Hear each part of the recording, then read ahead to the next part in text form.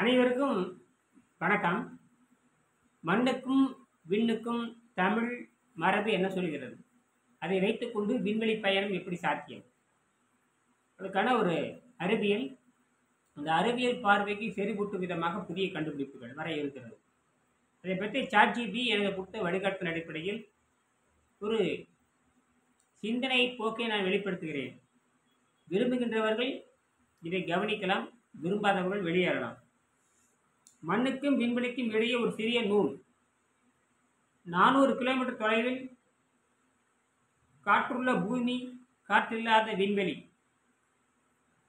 காற்றுள்ள பூமி, காற்றில்லாத விண்வெளி. இது சங்க இலக்கியம் சொல்லுகிறது. வலி திரி தரு திசையும் வரிது நிலை ஈய காயமும் என்றிவை சென்று அளந்து அறிந்தார் போலே என்றும் உணத்தென்பாரும் உளரே, என்றும் உணத்தென்பாரும் உளரே என்று சோழ நாட்டு பெருவளத்தை பற்றி பேசுகின்ற பொழுது சோழ நாட்டு மக்கள் விண்வெளியையும்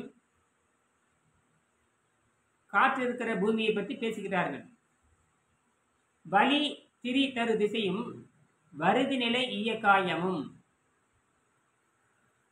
வலி திரி தரு திசை தெரியுமா? பூமி, காற்று அலைஞ்சு அலைவாஞ்சிட்டு இருக்குது. இதை கூட வள்ளுவர் எழுதுவாரு. அள்ளல் அருள் ஆழ்வார்க்கு இல்லை வழி வழங்கும் மல்லல் மாஞாலம் கரிம்பர். ஆக காற்றை தருகின்ற காற்றுதான் மனிதனுக்கு ஆற்றல் என்பதை வள்ளுவர் சொல்லுகிறார். இதை விண்வெளியோடு பொருத்தி பார்க்க வேண்டும். சுற்றியுள்ள அந்த காற்றிலுள்ள பூமி, காற்றுள்ள பூமி, காற்றில்லா விண்வெளி. 2000 ஆண்டுகளுக்கு முன்பாக தமிழ் சங்க இலக்கியம் சொன்னது. இன்று நம் கண் முன்னால் பார்த்து உணரும் விஞ்ஞானம். ஒரு நூல் போல் நம் பயணம். எளிமையானதை, ஆனாலும் உலகம் மாற்றும் சிந்தனை.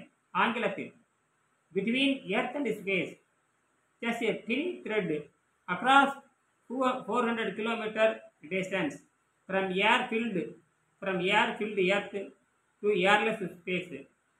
An ancient Tamil Sangam literature dreamed 2000 years ago. Now science makes it visible.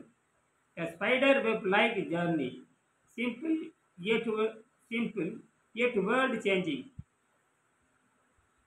Simple block. இதுதான் விஞ்ஞானம். செந்நாயிற்று செலவும் அந்நாயிற்று பறிப்பும், பறிப்பு சூழ்ந்த மண்டலமும் வலி திரி தரு திசையும் வருது நிலை இயக்காயமும் என்றவை சென்று அளந்து அறிந்தார் போலே என்றும் உணத்தென்பாரும் உளரே என்று சங்க இலக்கியம் சோழ நாட்டு மக்களுடைய அறிவை பாராட்டுகிறது. நன்றி.